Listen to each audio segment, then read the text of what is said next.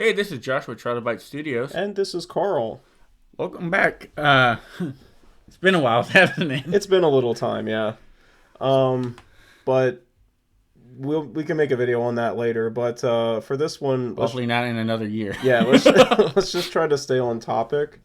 So For now, as many people who got into dinosaurs in prehistoric life, at some point you watched Jurassic Park and thought, why not? What would your own dinosaur park look like? Yeah.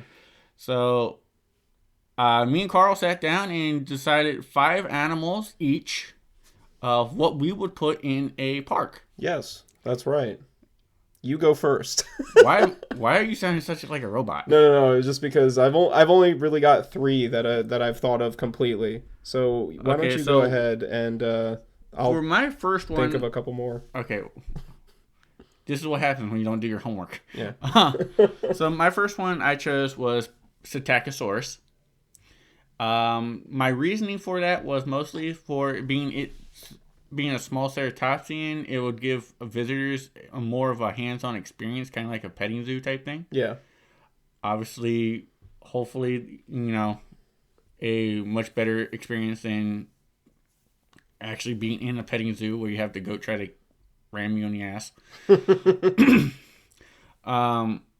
But it give children a dinosaur that they can actually get up close with. Since it's only about the size of a sheep. Right.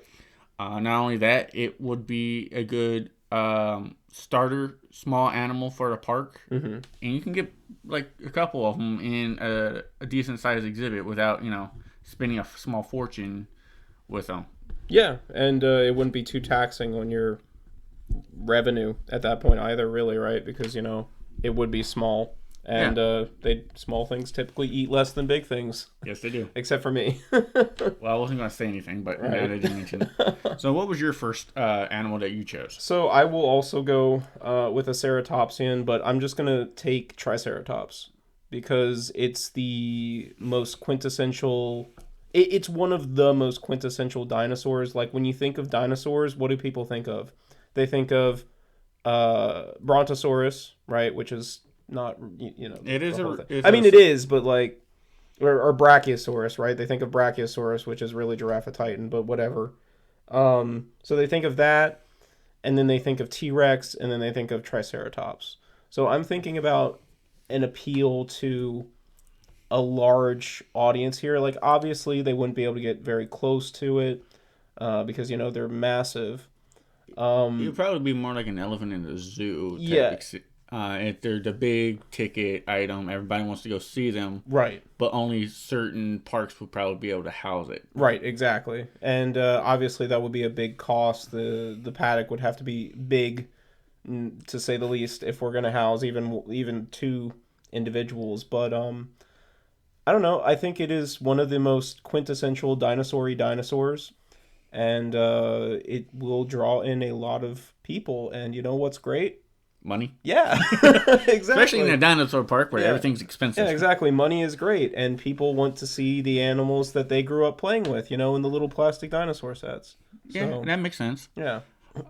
Going with the whole Triceratops thing, just imagining seeing just the eyes and the horns of an animal standing in front of you, that big. Right. It would be jaw-dropping. It would definitely be an experience. As long as it doesn't turn those horns on the fence. Right, which is part of the experience and part of the draw. So that's my first. What's going to be your second? Stegosaurus. That's another dinosaur-y dinosaur. That was... Well, the reason why I chose Stegosaurus was not only because of the plates, which, if scientist is right, they're going to be very colorful, kind of like a peacock. But not only that, it's a classic, as you said, dinosaur that everybody thinks of. And the one thing that I really like about it is it gives another broader expanse to the dinosaur park. Yeah. So you're going to not only want to see the oddities, but you're going to want to see the animals that from either the Jurassic Park series or the little plastic toys that you, as you said, growing up with. and every kid that ever played with dinosaurs always had a Stegosaurus. Yeah. And a Triceratops. That's right. And a T-Rex. And a T-Rex. And every freaking starter pack for a dinosaur set that you go to. Yeah, it's like your parents go to the dollar store and they buy you that little plastic bag of dinosaurs, and it has it's going to have all those three. Yeah, it's got those three, Dimetrodon, and then a pterodactyl, and it's like, yep, these are dinosaurs. we just don't go over that. Right, exactly. So, for my second, see, this one's kind of a toss-up because I want to take... There's two animals that I really have soft spots for. One is Carnotaurus, because it is my favorite animal. And the other one is Eutyrannus, which is a theropod, a medium-sized theropod from China, which we know had feathers, which is pretty cool. Because obviously, a lot of people, when they think of dinosaurs, they think of the Jurassic Park version of dinosaurs, especially when it comes to big theropods like, T-Rex and Allosaurus and things like that. So it's come down between those two for me as one of my theropods. I think I'm probably going to have two theropods. And I think, as much as I like Carnotaurus, I really want to go with Eutyrannus here, because I think it would be a great way to teach the public about dinosaur evolution and bird evolution, as far as that goes, because that was one of the dinosaurs that we know was confirmed to have basically a full set of feathers, which it used to help keep itself warm because it was also from a colder climate. So I really want to take Eutyrannus over Carnotaurus, even though I love Carnotaurus and I think it's funky. And, obviously we've done several videos on Carnotaurus and we have a compilation of Carnotauruses. But I think I'm going to take Eutyrannus for the learning experience for the guest. And also it is a medium-sized theropod, so I'm going to have a medium size and then a large size to kind of give like a bit of a size comparison. Obviously, they're not going to be in the same pen together. No, but they can be relatively close to right, one relatively another. Close to one another, and be like, oh, look, this one we know went after, smaller game, and now look at this one that probably hunted sauropods. Well, not only that, by having Eutyrannus and possibly, I'm assuming you're going to have T-Rex later on your list. I don't know. Enclosures next to each other, you can also show the guests, the differences in T-Rex evolution of how the environment and not only that, but the family tree, diverged. Right, exactly. So that's my second is Eutyrannus. Honestly, I like that. Yeah. Eutyrannus is a good choice. It is a good choice. Now, what was your third one? What do you mean? What was your next? Oh no, we already decided before this. I was going to let you have T-Rex. I'm just saying, what's your next dinosaur? That was my second. This is your second. Yeah, You've only done one. No, I did Attacksaurus and Stegosaurus. You did Triceratops, Eutyrannus. What's your next dinosaur? Oh, geez. Wow. I didn't think I would. Wake up, Carl. Sorry, I didn't think I'd be under the. Why don't you do your third next? Fine. Yeah, then we'll go back and forth. All right, fine. My third dinosaur is Europasaurus. Yes. It's a smaller brachiosaur from Europe. And the reason why I chose this is it shows a sauropod in your park. It has the same look as Brachiosaurus, so everybody's going to see it, and it's just a smaller version, basically. Mm-hmm. And not only that, it allows the park to teach about island dwarfism. Oh, yeah. And how it not only affected dinosaurs, but it also still affects animals today. Mm-hmm. Not only that, but like I said, it gives a familiar animal in a smaller package, which would definitely benefit the bottom dollar of a zoo. Yeah. Sauropods need not only a lot of room, but also a lot of food. Right. So if it's in a smaller body plan, it's less food and a little more space that you could possibly play with for either guest or another animal attraction. Yeah. No, they eat Not only that, but being a sauropod on a smaller scale, you might be able to put it with a hadrosaur and, create a more herbivore-enriched paddock. So right. You might have like a giraffe. How some zoos have like a Serengeti type design. Yeah. So that you could probably possibly play around with that idea too. Yeah, that's actually a pretty good idea.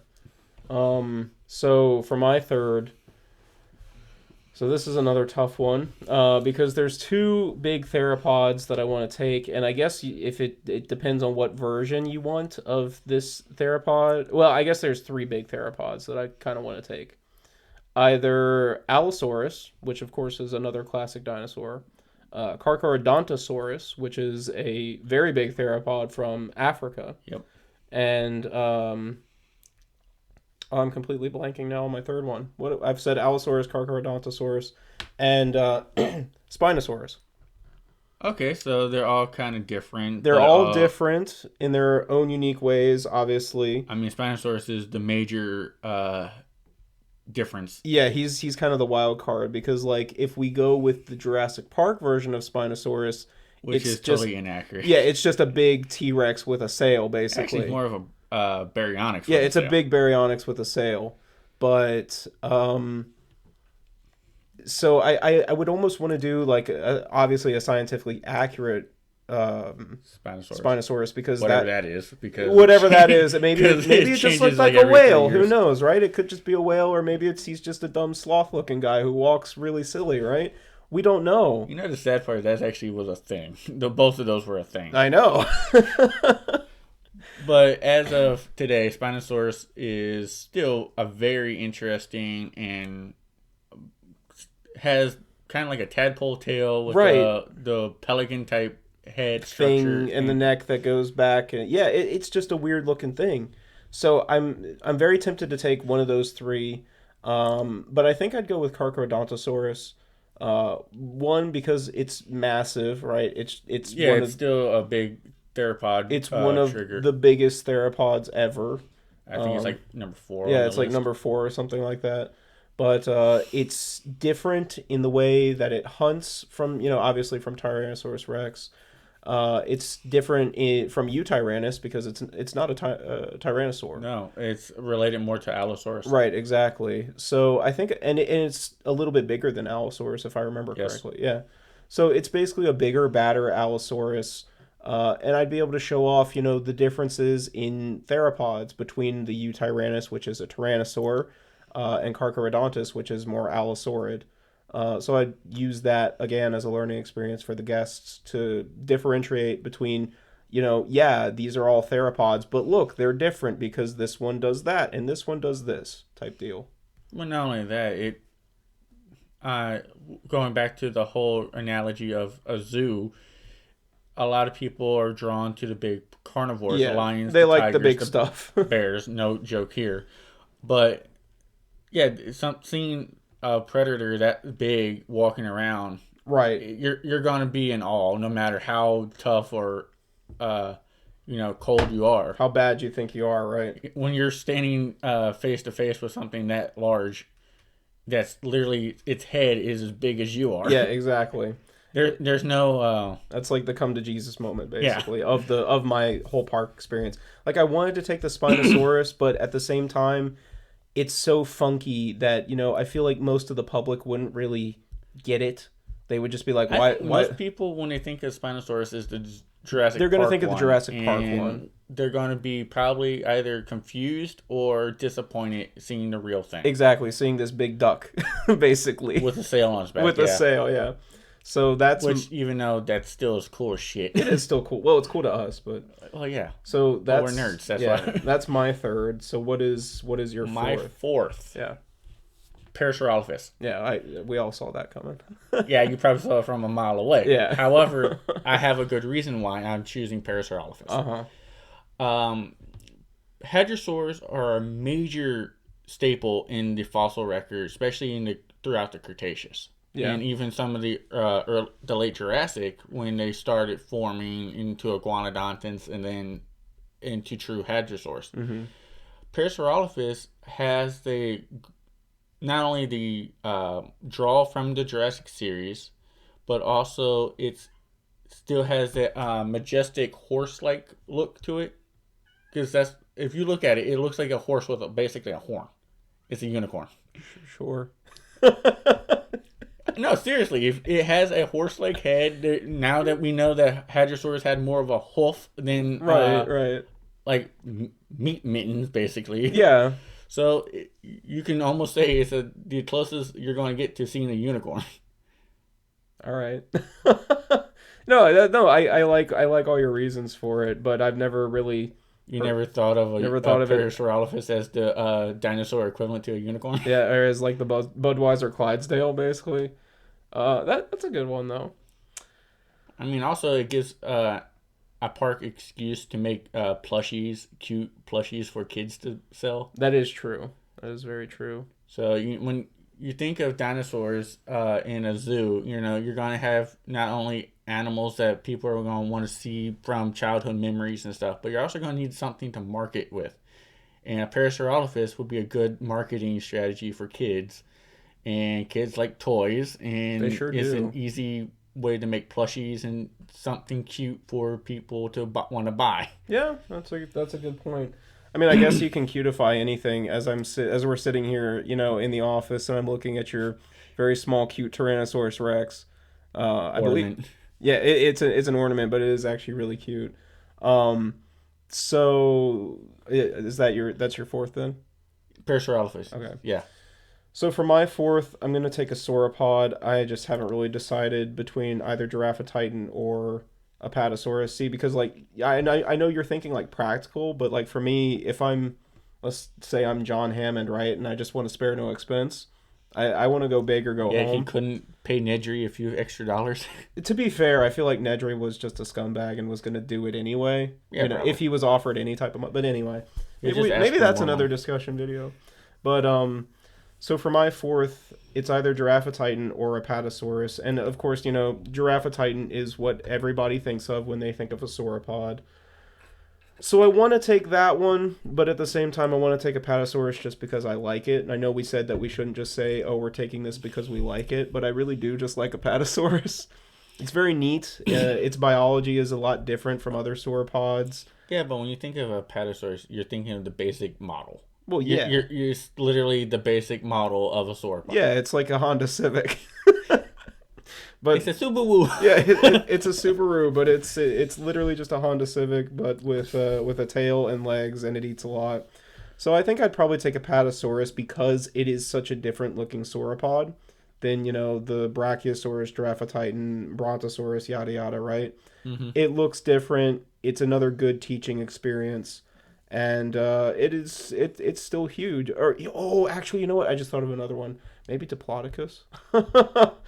I mean, it is longer. It is, but not as bulky as an Apatosaurus. Right. No, I'll just take Apatosaurus. Either way, well, if you do any one of those three, right, you could literally do a giraffe feeding exhibit, yeah, with them. As long as you're not a small child and you get sneezed on. Right, exactly. So yeah, we could do something like that too. Do like a giraffe feeding experience, and then of course we could have observation towers and different things around and depending on paddock, right? If we were to combine our list, you could put a Stegosaurus in that paddock. Yeah, you could, and make like a little Morrison formation. Yeah, or with my list, I also have Triceratops, so you might even be able to get away with that. It'd be difficult, but you might be able to get away with it because if we don't add the Stegosaurus and Triceratops together, right, maybe, because I'm pretty sure they might spar since they're kind of in the same niche. Well, they're both large. Yeah, they're both large herbivores, so they're going to be looking for the same honest, it's like putting a eat. rhino and a hippo in the same pen and expecting them to get along. Right. Hey, speaking of hippos, do you know what's the difference is between a hippo and a zippo? Other than one's a lighter and one's not. Well, one's kind of heavy and the other is a little lighter. Dad jokes, really? Yeah. Okay. Trying to stay back on topic. So what's your fifth, anyway? My fifth is going to be the king, Tyrannosaurus Rex. That's a good one. Again, this one goes back to everybody when they're growing up. T-Rex is the poster child of the dinosaurs. Mm-hmm. And every picture book now, nowadays, obviously you have Spinosaurus, Mapusaurus, Carcharodontosaurus, right, all these other major big predators. But originally T-Rex was it. Yeah, that was it back in You our had day. Allosaurus, T-Rex. Yeah, it was like that was it. It was literally, do you like the one with 2 fingers or do you like the one with 3 fingers? That was the argument. Yeah. But no, I mean T-Rex. We know so much about it. Mm-hmm. Everybody loves T-Rex. I mean, hell, there was uproar when the Spinosaurus in Jurassic Park 3 killed a T-Rex. Yeah, there sure Remember was. that fight? I do. T-Rex. Not only is it a good poster child for our park, it's one of the big ticket items. Everybody wants to see a T-Rex. Everybody wants to, to have that childhood memory of basically your toy standing right in front of you. It is probably the best for a park. No, it is arguably the best animal to take for a park. I don't know if you guys can hear the cats in the background, but I just saw a little paw coming they over the door. They desperately want into the office, but not while we're recording. When we're done, we'll let them in. But no, you're right. I mean, it is the dinosaur. You think of dinosaurs and you think of Tyrannosaurus Rex. That's just what it is. That's how it is and how it's probably going to be up until the day we die. And far beyond that. Yeah, and far beyond that, because it is such a iconic dinosaur. So what's your last dinosaur before we wrap this up? I never thought I'd get this far, so I'm still trying to think, because I've already gone through all the ones that I really want. And I don't want to take another theropod because that just feels lazy. I've already got 2. I've got a Triceratopsian. I've got... Oh, you know what I'm going to take? I'm going to take Nodosaurus. Is there a reason why? It's an ankylosaur. So you're just marking the little check mark. Yeah, diversity matters, right? Especially in my dinosaur park. And I'm going to take Nodosaurus. Well, also because, I could probably put it into a pen with Triceratops. And maybe the Apatosaurus because... Well, especially with the Apatosaurus because Nodosaurus is so, close to the ground since it is an ankylosaur. They're not really going to get angry at each other. More like a giraffe and antelope look. Well, not really an antelope. More like a giraffe and a tortoise. Well, yes, but I was saying the equivalent to in an actual zoo, you don't put giraffes and Galapagos tortoise in the same pen. It'd be fine. Giraffe will think it's a rock until it moves. Yeah. Could you imagine the cartoon of 2 giraffes going, wasn't that rock over there like 5 minutes ago? But you're seeing things. I don't. Well, I would take it because it's an ankylosaur, and I like ankylosaurs, and I know we said we shouldn't just take it because we like it, but I like that's pretty much your entire list of. No, it hasn't. I said most of it. Anyway, I like it. It's a funky little ankylosaur, and I think he's pretty great. So. Well, he doesn't have a club tail too. Yeah, he's a funky little ankylosaur. Yeah, he went to the party, but he forgot to the costume. Yeah, the costume. He forgot his costume. So that's my 5. You've got your 5. Anything else you want to add? Yes. Let's get the viewers in this and comment below to see add your 5. Yeah, I agree. We want to see what you would add in a dinosaur park of your own. Comment 5 below. You don't have down in the subscription. You don't have to give good reasons either. Just say you like it, and he's a funky little dude, and you're good in my book. So. Well, it's a very short book for you, Carl. It is a very short book. Anyway. So this is Josh. And this is Carl. Signing off. Bye.